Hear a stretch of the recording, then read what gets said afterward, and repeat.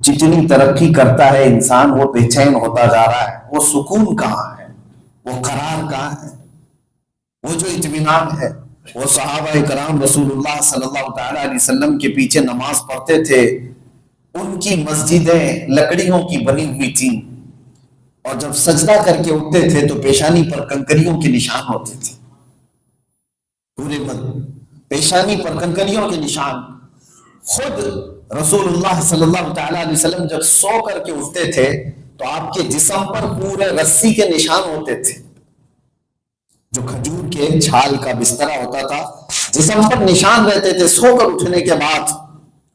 لیکن یہ وہ لوگ تھے جب سو کر اٹھے یا جو بھی ہیں اس کے بعد پھر کہتے تھے الحمدللہ الذی احیانا بعد ما اماتنا، شکر خدا کے ساتھ. اور آج ہمارے لیے قالین کی مسجد ہے، اے سی مسجد ہے، جہاں بیٹھے تو ذرا برابر بھی آپ کو گرمی نہ لگے اس کا اہتمام ہے.